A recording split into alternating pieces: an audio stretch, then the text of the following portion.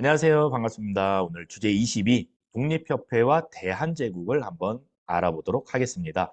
퀴즈 하나 내볼까요? 자, 독립협회라고 했는데 여기서 말하는 독립은 어느 나라로부터의 독립을 의미하는 걸까요? 일본이라고요? 아닙니다. 일본 아니고요. 청나라예요. 청나라. 도대체 무슨 일이 있었을까요? 한번 살펴보겠습니다. 자, 오늘 첫 번째 포인트는 독립협회가 어떠한 활동을 했는지 키워드 중심으로 좀 살펴보세요. 자, 그리고 대한제국이 추진했던 개혁을 광무개혁이라고 이야기하는데 그 광무개혁의 내용으로 어떤 것이 있는지 또 정리를 해 두시고요.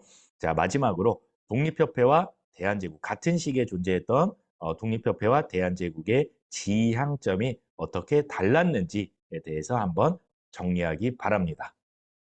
자, 우리의 이야기 시작은 흥선대원군으로부터 시작이 되죠.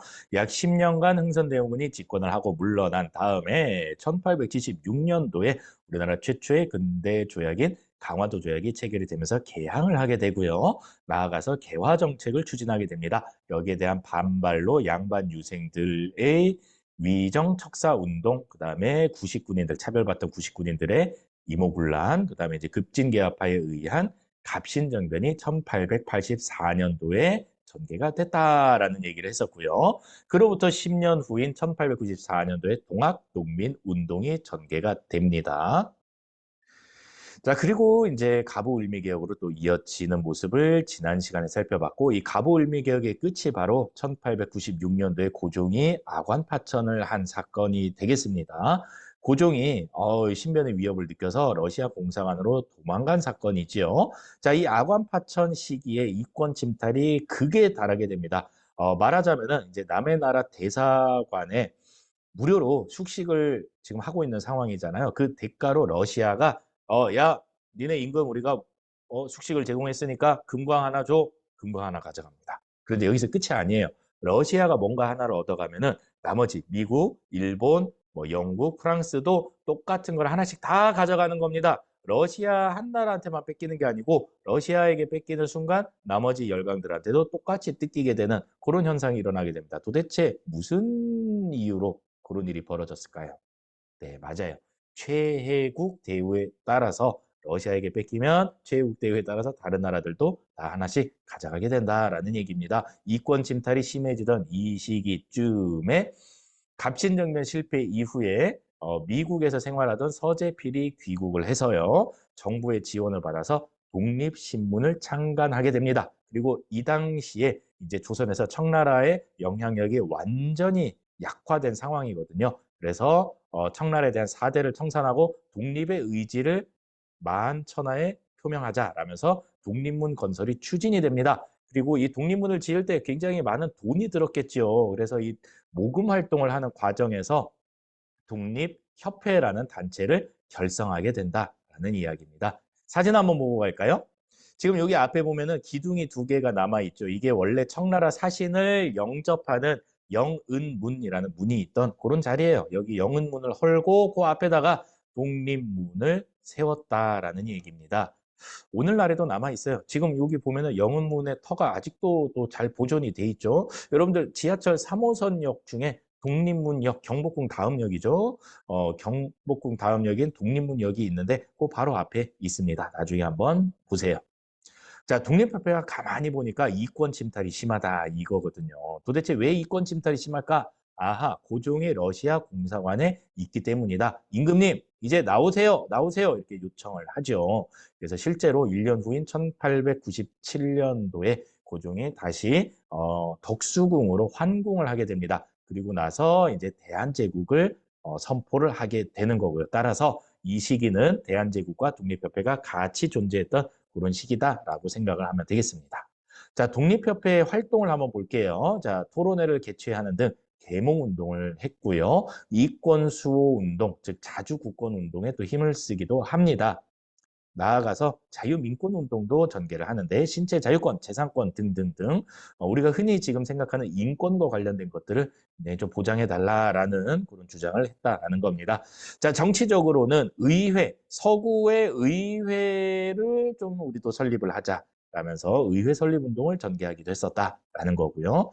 만민공동회라는 대규모의 대중 집회를 열기도 합니다. 자, 여기에서 이제 갑오개혁 때 신분제가 폐지되지 않았습니까? 그래서 예전에 굉장히 천하다라고 생각을 했던 그런 백정이 앞에 나와가지고 연설을 하는 그런 명장면도 있었습니다. 자, 어쨌거나 이 만민공동회에서 러시아의 이권 침탈을 철저하게 규탄을 하죠. 이때 당시에 러시아가 부산의 저령도를 좀 빌려줘. 저령도 조차 요구를 하고 있었는데 이 만민공동회에서 이걸 규탄을 하면서 러시아가 취소 해서 러시아의 저령도 조차 요구가 저지되기도 했습니다. 자, 더 나아가서 이제 정부 관리들까지 포함해서 관민공동회를 또 개최하기도 합니다. 자, 여기에서 헌의육조를 결의를 하게 되는데 헌의육조, 고종에게 헌납하는 6개의 의견, 건의사항이다. 이렇게 풀이를 하면 되겠습니다. 자, 고종이 이거를 받아들이죠. 니네가 이렇게 6가지 사항이 건의가 있구나. 오케이, 내가 들어줄게. 그래서 이 건의를 받아들여서 독립협회에서 주장했던 이 의회를 만들기 위해서 예전에 정치 자문기구였던 중추원을 조금 의회식으로 새롭게 개편을 해보자 라면서 중추원 신관제를 고종이 반포하기도 합니다. 자, 이제 뭔가 정치적으로 큰 변화가 생길 것 같습니다. 그러자 누가 두려워하느냐? 바로 보수 세력, 권력을 잃을까 봐 두려웠던 보수 세력이 고종에게 가서 독립협회에 대한 음해를 하게 되는 겁니다. 임금님, 저 독립협회라는 녀석들이요. 사실은 임금님을 쫓아내고 공화정을 세우려고 하는 거예요. 라는 공화정 음모론을 제기합니다. 공화정이라는 것은요. 우리나라 지금 대한민국처럼 임금이 없는 정치 시스템을 공화정이라고 이야기를 합니다. 독립협회는 단 한 번도 공화정을 하겠다. 라고 얘기한 적이 없는데 이 보수 세력들이 이렇게 음모론을 제기를 한 거죠. 그리고 여기에 넘어간 고종이 그래 그러면 저 자식들 해산시켜야겠는데 라면서 보부상 조직인 황국협회까지 동원을 해서 이 독립협회를 공격을 해서 강제로 해산을 시키려고 합니다. 독립협회는 만민공동회를 다시 한번 개최하면서 여기에 저항을 했으나 결국에는 해산되고 맙니다. 초반에는 대한제국하고 독립협회가 어느 정도 좀 협조적인 관계였다라고 한다면 이 공화정 음모론 이후에는 완전히 고종이랑 사이가 틀어져가지고 결국 고종에 의해서 해산이 됐다 이런 얘기입니다. 자, 그러면은 대한제국 이야기를 좀 해보려고 합니다. 아관파천 이후에 러시아 공사관에 머물던 고종이 다시 이제 돌아와가지고 가장 먼저 한 일은 덕수궁을 새롭게 짓는 일이었어요. 그리고 나서 덕수궁 앞에 있는 환구단에 나아가서 나는 이제부터 조선의 임금이 아니니라. 나는 이제부터 대한제국의 황제니라. 라면서 왕에서 황제로 스스로 업그레이드를 하는 그런 장면이 펼쳐지게 됩니다.